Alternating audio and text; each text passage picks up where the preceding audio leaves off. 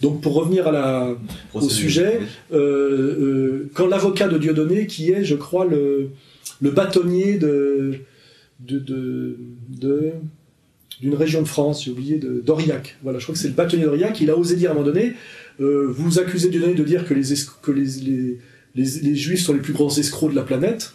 Et il a dit, ce n'est pas une diffamation, c'est démontré. Regardez sur Internet, la liste des plus gros escrocs sont des Juifs. Et là, les deux avocats de la LICRA et de SOS Racisme, je crois, sont montés sur leurs chevaux et ont dit, nous ne pouvons pas rester, ils avaient porté la même robe que ce monsieur, et ils ont enlevé leur robe d'avocat, ils sont sortis du prétoire.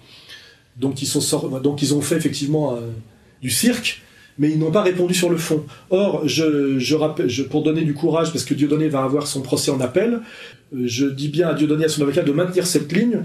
Les plus gros escrocs de la planète sont bien des Juifs, ce qui n'engage pas la communauté juive dans son entier. Hein. On ne confond jamais la mafia sicilienne et les Siciliens, la mafia italienne et les Italiens, donc il n'y a pas de raison de confondre la mafia juive et les Juifs en général, mais les plus gros escrocs de la planète sont Juifs, et notamment pour la France, nous allons mettre le doigt là, maintenant, sur la plus grosse escroquerie qui ait jamais existé en France en termes de masse d'argent, qui est l'escroquerie à la taxe carbone. C'est une arnaque invisible, certains diraient géniale, qui a coûté 5 milliards d'euros aux États de l'Union européenne. L'escroquerie est liée à la taxe carbone qui permet, vous le savez, aux entreprises d'acheter et de vendre des droits à polluer. L'arnaque consiste à acheter un permis d'émission de quotas de CO2 dans un pays où il n'y a pas de TVA, et de le revendre ensuite dans des pays où il y en a, comme la France. L'escroc perçoit alors le montant de la TVA sans jamais le reverser à l'État. Qui est dû à un gang de juifs et de binationaux, je crois, franco-israéliens, clairement identifiés. On est dans la grande criminalité organisée. C'est-à-dire que les phénomènes passent par des multiples sociétés écrans. C'est ce qui implique que le processus ait pris un certain temps pour mettre fin à cette fraude. En France, une quinzaine d'instructions sont en cours. Elles regroupent une centaine de prévenus. Mais beaucoup ont déjà quitté le pays. Plusieurs familles marseillaises impliquées dans l'arnaque ont par exemple été vues à Herzliya, une banlieue chic de Tel Aviv.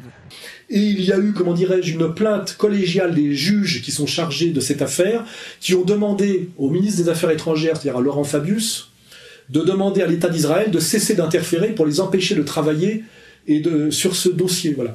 Donc il est bien établi que les Juifs sont les plus gros escrocs de la planète, que des Juifs sont les plus gros escrocs de la planète, que les plus gros escrocs qui ont monté la plus grosse escroquerie qui a jamais existé en France sont également des Juifs, c'est l'escroquerie à la taxe carbone, et qu'aujourd'hui les mêmes juges qui me condamnent moi ou qui condamnent Dieudonné, collégialement en appel, comment dirais-je, à l'aide et au soutien du ministère des Affaires étrangères françaises pour pouvoir faire leur travail de juge, car ils en sont empêchés pour essayer de d'amener devant les tribunaux et de faire condamner ces escrocs juifs à la taxe carbone qui ont détourné par cette escroquerie des milliards et des milliards d'euros. On parle de nouveau casse du siècle. Une fraude qui, en à peine plus d'un an, aurait fait perdre au Trésor public français près de 2 milliards d'euros. C'est clair là-dessus, ce n'est pas une diffamation, ce n'est pas de l'antisémitisme, c'est un constat sociologique, de même qu'il y a la mafia sicilienne, de même qu'il y a la mafia italienne, de même qu'il y a la mafia albanaise, grande spécialiste du trafic d'êtres humains, il y a la plus grande mafia du monde, spécialisée dans le trafic d'organes et les montages d'extorsion financière de haut vol, avec en général la complicité de l'État d'Israël, il faut le savoir, référence au procès Sentier 1, Sentier 2. L'affaire portait, je vous le rappelle, sur un réseau d'escroquerie à base de traites fictives. Il était question de 84 millions d'euros, 550 millions de francs détournés. 36 prévenus sont relaxés, dont quelques-uns avaient fait de la prison préventive. 88 condamnations, de 7 mois avec sursis à 7 ans ferme, mais surtout 82 personnes qui doivent rembourser solidairement 25 millions d'euros aux banques.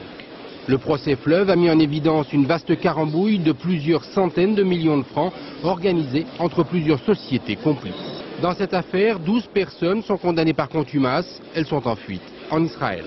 Voilà. Les plus gros escrocs de la planète sont juifs. Voilà, c'est clair.